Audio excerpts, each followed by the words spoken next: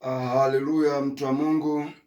Kwanza nipende kumshukuru Mungu kwa namna vile ambavyo nimekuwa nikiendelea, lakini zaidi yoyote kwa wewe ambaye umekuwa ukinifuatilia. Nadhani pasina shaka hapa katikati ndani ya siku 2, 3, 4 sijarudia kuongea. Nini sijarudia kuongea? Nitaelezea sababu. Wakati mwingine sitaongea mfululizo vile ambavyo nilikuwa nikiongea katika klipu zile za mwanzo ambazo nilikuwa nikiendelea kutoa. Sababu ya kwanza itakuwa ni hii: sitaongea mfululizo wakati huo ninapotafuta niongee kesho, au nimerusha siku 2, 3 zijazo za mbele. Nitakuwa nikitafuta ni nini ambacho nikiongea kitasababisha kuleta ukombozi katika nchi yetu ya Tanzania. Lakini zaidi nipo wakati mwingine mahali fulani na utaabisha mwili usipate kile ambacho unataka, kwa sababu ya kutafuta nitakapokuwa nikikutokea niongee ninayopasa kuongea.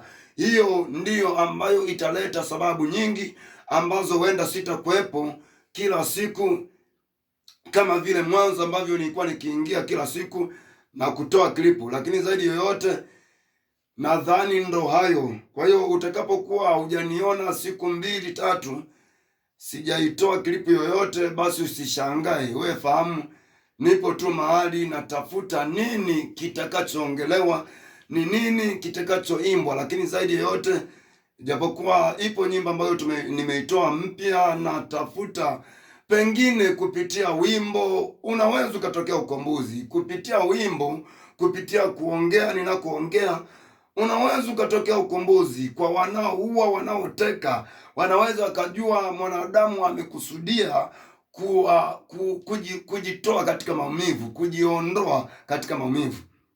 Na Yesu asifiwe sana.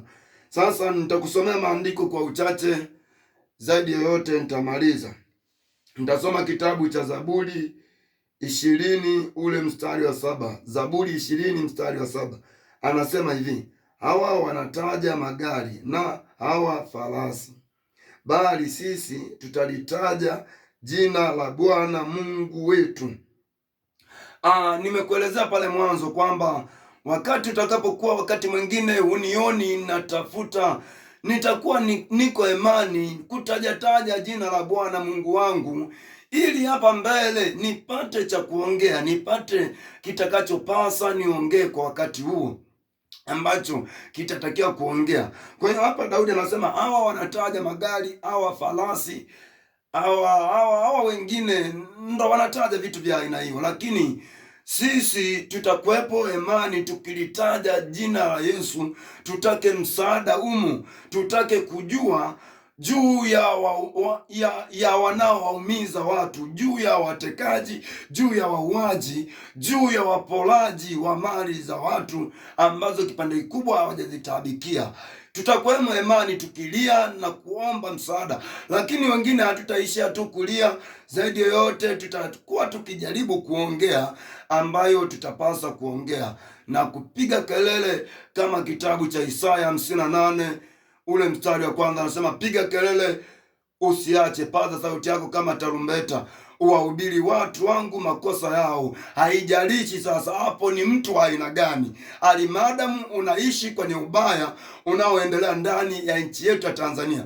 Tupo watu tutapiga kelele tukijua wewe ni mtu wa Mungu, kwa sababu anasema piga kelele usiache, paza sauti yako kama tarumbeta, uwaambie watu wangu makosa yao. Hiyo ni Isaya 58 ule mstari wa kwanza. Kwa hiyo tutakwambia tu kwamba kuua unakuua, kuteka, kudhulumu mali unadhulumu, kuwatesa watu wa Mungu wanapoongea ubaya, unawafungia makanisa, tutaongea hayo, hatutanyamaza. Kwa hiyo fahamu hayo, tutakuwemo imani tukitaja jina la Mungu, tukiita sana Yesu, tukiita sana, tutakaa humo ili tutake kupata msaada au tutake kuongea tuliopasa kuongea. Amen.